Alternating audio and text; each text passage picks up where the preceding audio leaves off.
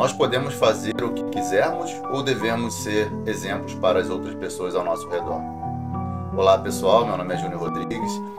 Quero aqui hoje trazer uma palavra nessa sexta com um propósito para você, justamente para a gente falar sobre aquilo que está lá em 1 Coríntios 8 e também 9. A gente vai falar aqui dos dois capítulos nesse vídeo de hoje, trazendo aqui uma palavra ao seu coração. Se você gostar dessa mensagem, fica até o final, curta, compartilha, nos siga e envie para alguém que realmente precise ouvir essa palavra hoje. Bom, aqui nesses dois capítulos, Paulo está trazendo aqui uma argumentação sobre o que nós devemos ou não fazer, principalmente no sentido de sermos exemplos para as outras pessoas ao nosso redor. Aqui Paulo está se preocupando principalmente com a questão da comida, que é sacrificada aos ídolos, a questão da idolatria e outros pontos que ele também vai trazer aqui. E aí a reflexão que a gente quer trazer é: o que a gente precisa ser para as pessoas que estão ao nosso redor? Que exemplo? Como que a gente deve agir com a preocupação de que aquilo que fazemos está impactando as pessoas que estão à nossa volta?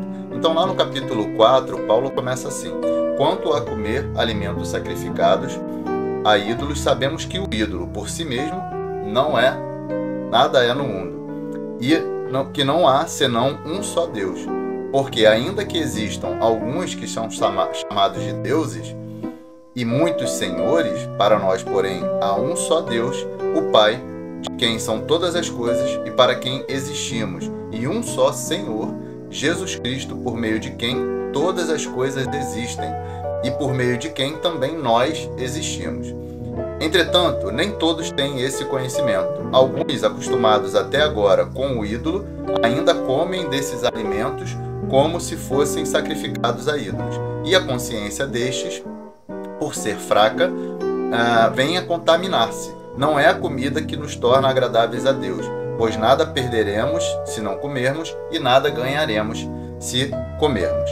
Aqui, fazendo uma pausa rapidamente, então Paulo está aqui contestando a atitude que os coríntios tinham até então, sendo uma cidade pagã, que adorava diversos deuses e que muitas das vezes tinha ali a idolatria sendo praticada através de um sacrifício a esses ídolos e comendo aquela comida ali que era disponibilizada após o sacrifício para que eles comessem dentro do templo. Então envolvia aqui toda uma questão religiosa de atitude desses coríntios para poder adorar esses deuses através da comida. Então Paulo está mostrando aqui que esses deuses não são nada, são apenas ídolos, e que aquilo que é sacrificado a eles também não faz sentido nenhum. A gente precisa ter isso aqui em mente. Só que, na verdade, ele vai continuar argumentando aqui que aquilo que fazemos pode impactar outras pessoas, e esse é o nosso ponto principal. Continuando no versículo 9, diz assim: mas tenham cuidado para que essa liberdade de vocês não venha, de algum modo, a ser tropeço para os fracos. Porque se alguém enxergar você, que tem conhecimento, sentado à mesa no templo de um ídolo, será que a consciência do que é fraco não vai ser induzida a participar de comidas sacrificadas a ídolos? E assim, por causa do conhecimento que você tem, perde-se o irmão fraco, pelo qual Cristo morreu. E deste modo, pecando contra os irmãos, ferindo a consciência fraca que eles têm, é contra Cristo que vocês estão pecando. E por isso, se a comida serve de escândalo ao meu irmão, nunca mais comerei carne, para que não venha a escandalizá-lo. Então, aqui Paulo está argumentando o seguinte: por mais que você saiba que aquilo ali não é nada, que aquela carne não foi, por mais que tenha sido sacrificada, mas ela não tem efeito nenhum, por mais que você não esteja ali adorando a ídolos, você sabe de sã consciência que aquilo ali você não está adorando a ninguém, mas o fato de alguém ver você fazendo isso pode estimular aquela pessoa, ser um exemplo para aquela pessoa, e ela acabar sendo influenciada por você e comer como se ela estivesse também idolatrando algum desses falsos deuses. Então, aqui traz uma reflexão para a gente de que todos os nossos atos, e aí Paulo fala inclusive em outra passagem, tudo posso, mas nem tudo me convém.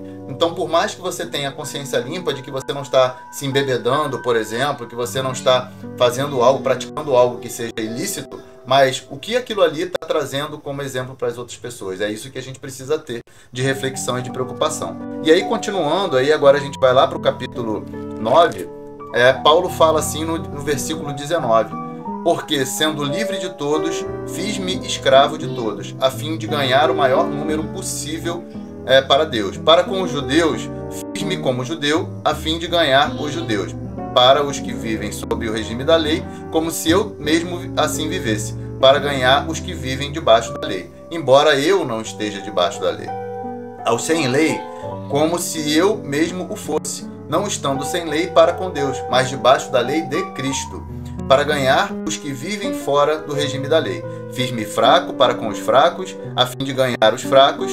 Fiz-me tudo para com todos, a fim de, por todos os modos, salvar alguns. Então aqui Paulo está argumentando o seguinte, que por mais que a gente tenha a nossa liberdade, por mais que a gente tenha a nossa consciência, que a gente saiba que aquilo que a gente está fazendo não é pecado, ou que aquilo que a pessoa, aquele modo que a pessoa vive, talvez também não seja a melhor maneira de viver, ele se misturava com as pessoas sem se contaminar com aquilo. Ele se fazia com as pessoas, assim como Jesus muitas das vezes estava ali com pecadores, com cobradores de impostos e assim vai, para que então pudesse estar no meio dessas pessoas e a partir do momento que ele estava no meio dessas pessoas, ele ter a possibilidade de pregar o evangelho, falar a palavra de Deus, dar o exemplo para aquelas pessoas, para que ele então pudesse trazer essas pessoas para Cristo, para que elas pudessem então ser salvas. Então, o recado que aqui a gente entende de Paulo eu não posso me contaminar, eu não posso agir da forma que eu quero, simplesmente pelo fato de estar dando um exemplo ruim para as pessoas que estão ao nosso redor, e também eu preciso ter a capacidade de me adaptar